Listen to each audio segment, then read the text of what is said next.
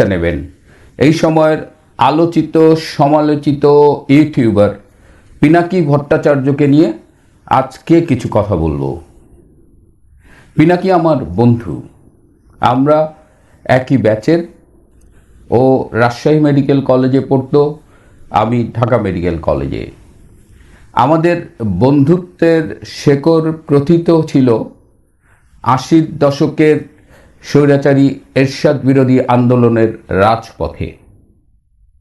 সেই সময়ে ৮টা মেডিকেল কলেজ ছিল আর ডেন্টাল কলেজ ছিল। সব মিলিয়ে আমরা মাঝে মধ্যেই মেডিকেল ডেন্টাল ছাত্র ঐক্য পরিষদের ব্যানারে আন্দোলন করতাম এবং তখন আমরা বিভিন্ন সময়ে বিভিন্ন মিটিংয়ে মিলিত হতাম।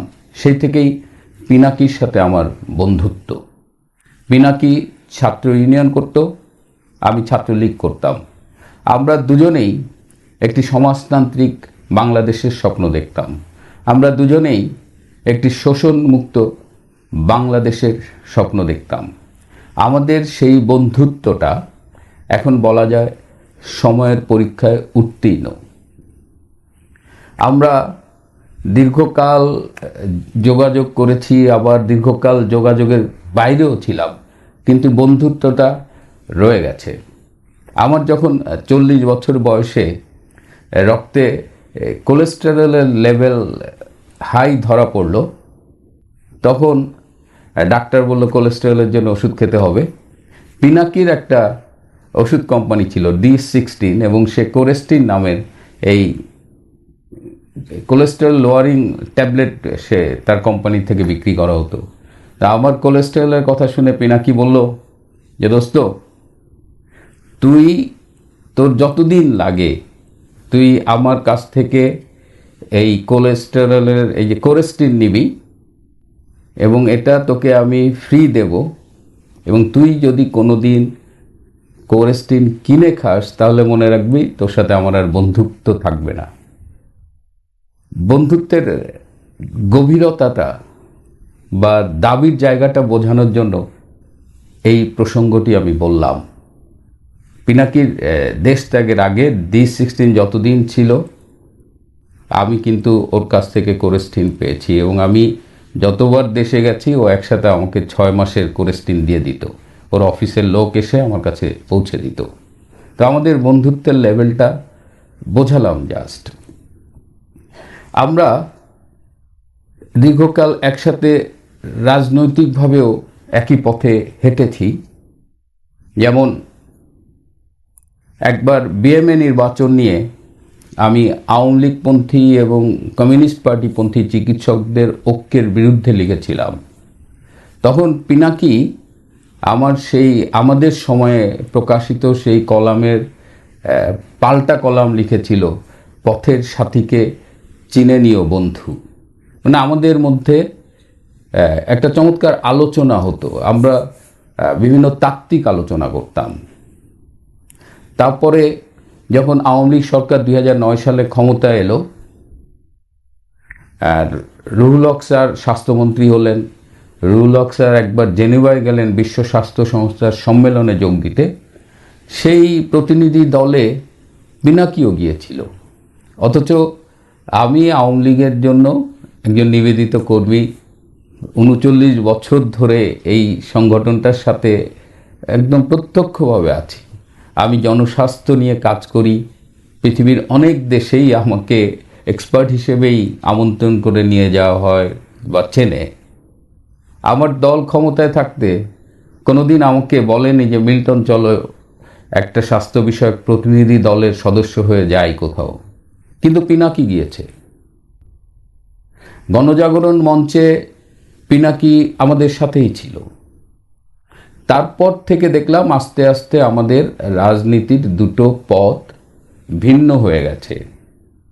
পিনাকির দীর্ঘদিনের যে বিশ্বাস, কমিউনিস্ট পার্টির সাথে থাকার কারণে তার যে রাজনৈতিক অবস্থান, সেটা অনেক দিন ধরেই নড়বড়ে হয়ে গিয়েছিল। পৃথিবীতে কমিউনিস্ট পার্টির অবস্থান ততদিনে ভিন্ন হয়ে গেছে। আমি বুঝতে পারছিলাম যে পিনাকির দীর্ঘদিনের রাজনৈতিক অবস্থান এবং বিশ্ব বাস্তবতা, বাংলাদেশের বাস্তবতা সব কিছু মিলিয়ে তার ভিতরে একটা দ্বন্দ্ব সৃষ্টি করেছে। গণজাগরণ মঞ্চের পরে পিনাকিকে দেখলাম সে এমন কিছু রাজনৈতিক তথ্য নিয়ে আমাদের সামনে হাজির হলো যার সাথে আসলে ঐকমত্য পোষণ করা যায় না, এবং এটা ছিল তার রাজনীতিতে একটা কমপ্লিট ইউটার্ন। সে ইসলাম ধর্মের বিষয়ে কথা বলছে, সে হেফাজতকে সাপোর্ট করছে, টু সাম এক্সটেন্ট সে জামাতে ইসলামকে সাপোর্ট করছে। তো এইগুলো আমাদের চেনা পিনাকির সাথে যায় না। কিন্তু রাজনৈতিক মতাদর্শের এই পার্থক্য তৈরি হওয়া সত্ত্বেও আমাদের বন্ধুত্বটা কিন্তু আমরা দুজনেই সযত্নে লালন করেছি, এবং এটি আমি বঙ্গবন্ধু শেখ মুজিবের কাছ থেকে শিখেছি যে সম্পূর্ণ ভিন্ন মতের রাজনৈতিক আদর্শ হওয়ার পরেও তার অনেক ঘনিষ্ঠ বন্ধু ছিলেন মুসলিম লীগের নেতা, এবং এটা সম্ভব। রাজনৈতিক আদর্শে কম্প্রোমাইজ না করেও এই সম্পর্ক, বন্ধুত্বের সম্পর্ক মেনটেন করা সম্ভব। আজকে এতদিন পরে আমি কেন এই কথাগুলো আপনাদের সামনে বলছি, যেহেতু আমিও এখন ইউটিউবে নিয়মিত প্রোগ্রাম করছি, আপনাদের কাছে আসছি, এবং আমার অনেক পরিচিতই ইনবক্সে আমাকে এই পিনাকির ভিডিও ক্লিপ পাঠিয়ে বলে যে দেখেন আপনার বন্ধু কি বলছে, আপনার বন্ধু আপনার সরকারকে বা আপনাদের রাজনীতিকে এভাবে গালাগালি করছে, সমালোচনা করছে। তো তাদের জন্য আমার মনে হয় যে এই উত্তরটা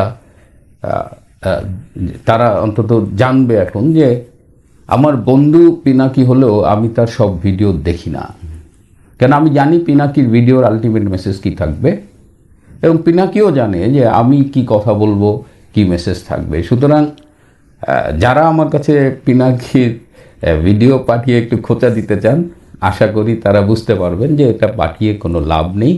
আমি পিনাকির বন্ধু হয়ে আমি তার ভিডিও দেখি না। আপনি পিনাকির রাজনীতির বিপরীত ধারার লোকেও আপনি কেন পিনাকির ভিডিও দেখেন, এই প্রশ্ন আপনি আপনাকে করেন। কিন্তু আজকে আমি আরও একটি কারণে এই ভিডিওটা করছি, যে পিনাকির ভিডিও আমি দেখি না, তবে পিনাকি মাঝে মধ্যে আমাদের নেতা নেত্রীকে যে ভাষায় আক্রমণ করেন বা গালাগালি করেন, এই জায়গাটা আমি একটু কষ্ট পাই, কারণ আমার চেনা পিনাকির সাথে যায় না।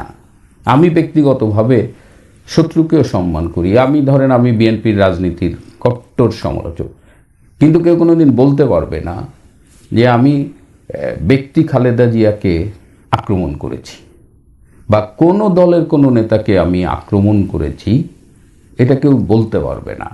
রাজনৈতিক দলের নেতাদের কথা বলছি। তো আজকে আরেকটি কারণে আমি এই ভিডিওটি করছি, এবং এই যে এত কিছুর পরেও পিনাকি আমাদের গালাগালি করে ভিডিওতে, আমাদের রাজনৈতিক ধারার সমালোচনা করে, কিন্তু মাঝে মধ্যে সে দুই একটা সত্য কথা বলে যেগুলো আসলে ইতিহাসের স্বার্থে আমাদের সংগ্রহে রাখা খুব জরুরি। আমি এখন আপনাদের পিনাকির একটা ভিডিও ক্লিপের খুব ছোট্ট একটা অংশ দেখাবো। এই অংশটি আমাকে পাঠিয়েছিল একজন, এবং অংশটি একটু মডিফাইড, বাট ওর কথাগুলো আছে, আপনারা দেখেন, তারপরে বাকি কথাগুলো বলবো। পরদিন যদি গুলি চলতো, জেনারেল ইকবাল করিম ভুইয়া কয়েকজন সিনিয়র অফিসারদের নিয়ে আর্মি কনভয়ের সামনে দাঁড়াইতেন। এই পরিকল্পনা ওনাদের ছিল। আমি 4 তারিখ রাতে এটা জানাইছিলাম প্রফেসর ইউনূসকে। যে স্যার কালকে আর্মি গুলি চালাইতে পারবে না, জেনারেল ভুইয়া সর্বশক্তি দিয়ে ঠেকাই দিবেন। এটা প্রফেসর ইউনূস জানবে। এখানে আমরা দেখলাম যে 4 আগস্ট আমার বন্ধু পিনাকি ডক্টর ইউনূসের সাথে এই বিপ্লব নিয়ে কথা বলছেন। সেনাবাহিনী যদি ছাত্রদের মিছিলে আক্রমণ করে তাহলে সাবেক সেনাপ্রধান ইকবাল ভুইয়ারা কীভাবে সেটা প্রিভেন্ট করবেন, রেজিস্ট করবেন। তার মানে কি দাঁড়ালো? তার মানে ডক্টর ইউনূস পুরো বিষয়গুলোই জানতেন। এবং আমরা সবসময় যে বলি, আমাদের জননেত্রী শেখ হাসিনা যে বলেন যে Yunus is the master mind, অথচ দেখেন এই ডক্টর ইউনূস নিজে কি দাবি করেছে। তিনি বলছে তিনি কিচ্ছু জানেন না। তিনি প্যারিসে গিয়েছিলেন অলিম্পিকের কাজে, হঠাৎ ছাত্ররা বলল যে স্যার আপনাকে আসতে হবে, এই দেশের দায়িত্ব নিতে হবে। উনি চলে আসলেন। আপনি চিন্তা করেন যে কী রকমের ভণ্ড এই লোক, কী ধরনের মিথ্যেবাদী। উনি আমেরিকায় বিল ক্লিন্টনের সামনে সক্রেটিস মাহফুজ, আমাদের আত্মের, তাকে প্রেজেন্ট করে বলে যে মাস্টার মাইন্ড। কিসের master mind? America, CIA, ISR কি খায় কাজ নাই? ওরা মাহফুজদের চিনে না মাহফুজদের পুষে? তাহলে you are the mastermind, doctor Yunus. আপনি মনে করেছেন যে আপনি এরকম মিষ্টি মিষ্টি কথা বলেন আর বাঙালি বলদের মতো আপনারা বিশ্বাস করে। সেই বিশ্বাসের জায়গাটা তো আগের মতো নাই, সেখানে চিড় ধরে গেছে। এবং আমার বন্ধু পিনাকি এই ভিডিওর মধ্য দিয়ে জাতির সামনে প্রমাণ করে দিল যে you are involve in this meticulously designed conspiracy. এবং এটা আমাদের জন্য দুঃখের, এটা আমাদের জন্য বেদনার যে আপনি সমস্ত জাতিকে ব্লাব দিয়েছেন এবং আপনার নোবেলের ওই শান্তির নোবেলের আড়ালে আপনি যে ভয়াবহ নিষ্ঠুর খুনি ভণ্ড প্রতারক একটা মানুষ, সেটা আজকে দেশবাসীর কাছে উন্মোচিত হয়ে গেছে। এবং এই উন্মোচন করার জন্য আমার বন্ধু পিনাকিকে একটা ধন্যবাদ।